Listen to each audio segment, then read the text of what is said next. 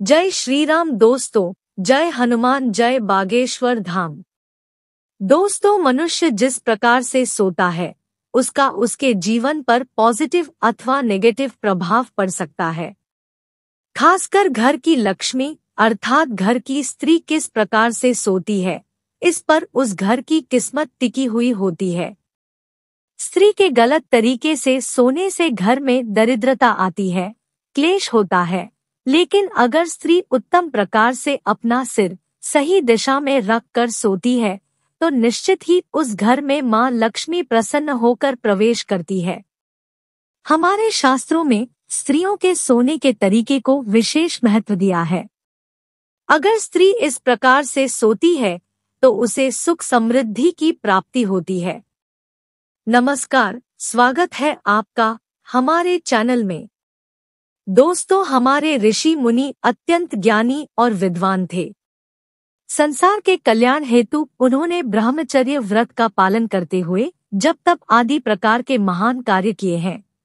उन्होंने अपनी योग विद्या, ज्ञान तथा अनुभव के आधार पर प्राचीन शास्त्रों और पुराणों का निर्माण किया है तथा देवताओं द्वारा प्राप्त ज्ञान को भी उन्होंने शास्त्रों के माध्यम से मनुष्यों तक पहुंचाने का उत्तम कार्य किया है।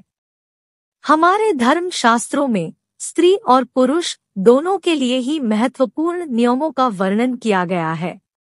सुबह जागने से लेकर रात्रि को सोने तक किए जाने वाले सभी नित्य कर्मों से जुड़े महत्वपूर्ण नियमों के बारे में हमारे शास्त्रों में बताया गया है।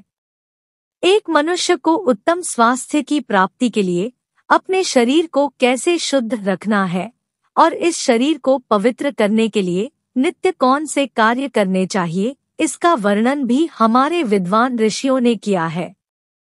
श्री कृष्ण कहते हैं, मनुष्य को अपने शरीर से अत्यधिक मोह नहीं करना चाहिए, किंतु उसे परमात्मा से प्राप्त इस शरीर का नाश भी नहीं करना चाहिए। कई बार मनुष्य नाना प्रकार के अनिष्ट कार्य करके अपने पवित्र शरीर को मलिन करते हैं, इसे दूषित करते हैं तथा पाप युक्त बना देते हैं, जिस कारण से शरीर में रोग उत्पन्न होते हैं। मनुष्य की आयु कम होने लगती है और उसे अकाल मृत्यु प्राप्त होती है। आज हम बात करने वाले हैं मनुष्य को अपने शरीर को पवित्र कैसे रखना है और रात्रि को सोते समय में कौन से नियमों का पालन करना चाहिए। खासकर महिलाओं को इस एक महत्वपूर्ण नियम का पालन अवश्य करना चाहिए, अन्यथा जीवन में दुर्भाग्य आता है। सबसे पहली बात है कि मनुष्य को नित्य स्नान करना चाहिए। बिना स्नान किए कभी नहीं रहना चाहिए। स्नान से ही शरीर की शुद्धि होती है। स्नान करने के पश्चात ही मनुष्य देव पूजा आदि धार्मिक कार्य करने के योग्य बन जाता है। बिना स्नान किए कभी भोजन तथा पूजा पाठ नहीं करना चाहिए। बिना स्नान किए भोजन करने वाले मनुष्य के घर में लक्ष्मी का वास नहीं होता है। नंबर 2, दोस्तों, हमारे सभी धर्मशास्त्रों में बालों के विषय में महत्वपूर्ण ज्ञान दिया गया है।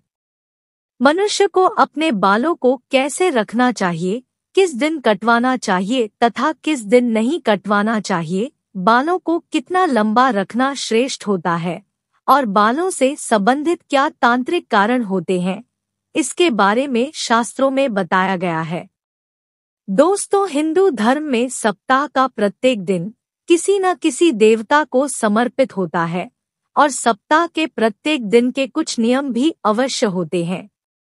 इसी तरह बाल कटवाने से संबंधित भी कुछ नियम होते हैं जो हर दिन के हिसाब से अलग अलग बताए गए हैं। शास्त्रों के अनुसार मनुष्य को अपने बाल मंगलवार, गुरुवार और शनिवार के दिन कभी नहीं कटवाने चाहिए। मंगलवार का दिन मंगल ग्रह से संबंधित होता है। मंगलवार को बाल काटने से जीवन में क्लेश की स्थिति निर्माण होती है, अकारण ही शत्रु निर्माण होते हैं और व्यक्ति का स्वभाव भी क्रोधी बनने लगता है। गुरुवार के दिन भी बाल नहीं कटवाने चाहिए, इससे गुरु कमजोर होता है तथा व्यक्ति की आयु भी कम होने लगती है। इस दिन बाल कटवाने से धन संपत्ति का नाश होता है और दरिद्रता भी आती है। शनिवार के दिन भी बाल कटवाने से मनाही की गई है। शनिवार का दिन शनि ग्रह से संबंधित है। इस दिन बाल कटवाने से अशुभ घटनाएं घटने लगती है, इसीलिए शास्त्रों में मंगलवार, गुरुवार और शनिवार के दिन बाल न कटवाने की सलाह दी गई है। लेकिन बुधवार, शुक्रवार और रविवार का दिन बाल कटवाने के लिए शुभ माना गया है। इसमें से शुक्रवार का दिन ही बाल कटवाने के लिए सबसे अधिक शुभ माना जाता है। इस दिन बाल कटवाने से जीवन में सुख शांति आती है और धन संपत्ति में वृद्धि होती है। दोस्तों, शास्त्रों के अनुसार वातावरण में कुछ ऐसी लहरें अर्थात सूक्ष्म ऊर्जा होती है जो हमें आंखों से दिखाई नहीं देती है। ये सूक्ष्म ऊर्जा हमारे सभी क्रियाकलापों पर प्रभाव डालती है, लेकिन कुछ विशेष तिथियों पर ये लहरें बहुत अधिक सक्रिय अथवा तेज हो जाती है, इसीलिए इन तिथियों पर बाल नहीं कटवाने चाहिए।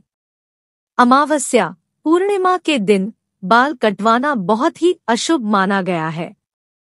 इस दिन जो अपने बाल काटता है उसके जीवन में नकारात्मकता और दुर्भाग्य आता है।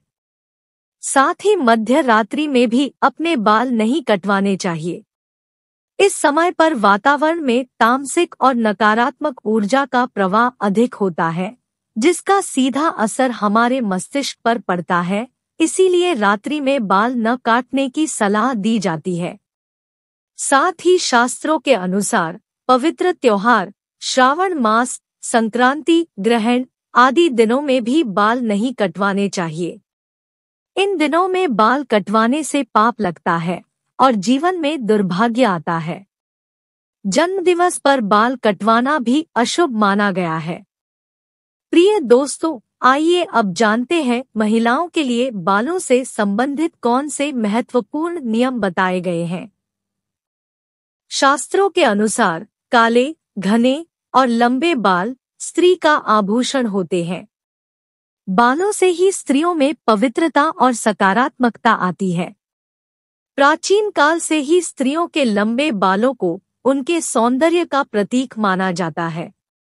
लेकिन लंबे बालों से जुड़ी महत्वपूर्ण बात आप सभी को ध्यान में रखनी चाहिए।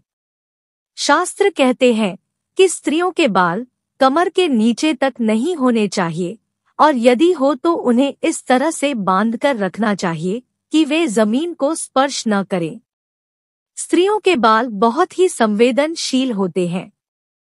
बाल जमीन पर टकराने से जमीन पर फैली नकारात्मक ऊर्जा बालों के माध्यम से मस्तिष्क में प्रवेश करती है, जिसके नकारात्मक परिणाम भोगने पड़ते हैं। साथ ही शास्त्रों में कहा गया है कि स्त्रियों को अपने बाल कभी गंदे नहीं रखने चाहिए, इससे मां लक्ष्मी रूठ जाती है। साथ ही स्त्रियों को अपनी मांग में सिंदूर अवश्य लगाना चाहिए, इससे स्त्रियों को सौभाग्य की प्राप्ति होती है। स्त्रियों को अपने बालों को हमेशा स्वच्छ रखना चाहिए। इसके पीछे धार्मिक कारण यह है कि बाल स्वच्छ रहने पर सिर में खुजली नहीं होती है और सिर में हमेशा खुजली करते रहना शास्त्रों में अशुभ फलदायी माना जाता है। गरुड़ पुराण में कहा गया है, जो स्त्री अपने बालों को खुजलाते हुए पूजा पाठ करती है, उसकी पूजा विफल हो जाती है। स्त्रियों को दोनों हाथों से जोर जोर से अपने बाल खुजलाते हुए गुरुजनों तथा बड़े बुजुर्गों से बातें नहीं करनी चाहिए। बालों को सुलझाते समय जो बालों का गुच्छा निकलता है, उसे अच्छे से फेंके। उसे यहाँ वहाँ फेंकने पर उसका दुरुपयोग हो सकता है, क्योंकि तंत्र मंत्र साधना और जादू टोने में हमेशा लंबे बालों का उपयोग किया जाता है और इसका असर जिस व्यक्ति के बाल है उसके ऊपर पड़ता है। इसलिए महिलाओं को हमेशा अपने बालों को संभाल कर रखना चाहिए। शास्त्रों के अनुसार मासिक धर्म के 3 दिनों तक स्त्रियों को अपने बाल नहीं धोने चाहिए, साथ ही अपने बाल भी नहीं कटवाने चाहिए। वैज्ञानिक दृष्टिकोण से देखा जाए तो मासिक धर्म के समय हमारा शरीर बहुत कमजोर होता है और इस समय कोई भी ऐसा काम नहीं करना चाहिए जिसमें अधिक ऊर्जा की आवश्यकता होती है। कभी भी सूर्यास्त के बाद या सूर्यास्त के समय बाल नहीं धोने चाहिए, ऐसा करना अशुभ माना जाता है। आइए अब जानते हैं स्त्री और पुरुष को कैसे सोना चाहिए। शास्त्रों के अनुसार सोते समय अपना सिर हमेशा पूर्व अथवा दक्षिण दिशा में करके ही सोना चाहिए। उत्तर अथवा पश्चिम दिशा में सिर रखकर सोना अशुभ माना गया है। दक्षिण मृत्यु की दिशा मानी गई है। इस दिशा में अपने पैर कभी नहीं रखने चाहिए, इससे मृत्यु देवता यमराज का अपमान होता है। इसके पीछे वैज्ञानिक कारण यह है कि पृथ्वी की चुंबकीय ऊर्जा सतत प्रवाहित रहती है। यह चुंबकीय ऊर्जा उत्तर से दक्षिण की ओर बहती है, इसीलिए अगर आप उत्तर में पैर करके सोएंगे तो यह ऊर्जा पैरों से होकर मस्तिष्क तक जाती है, जिससे रक्त का प्रवाह ठीक से होता है। साथ ही शास्त्रों में कहा गया है कि उत्तर की ओर सिर करके सोने वाले व्यक्ति के पास धन कभी नहीं आता है, उसका संपूर्ण परिश्रम व्यर्थ हो जाता है।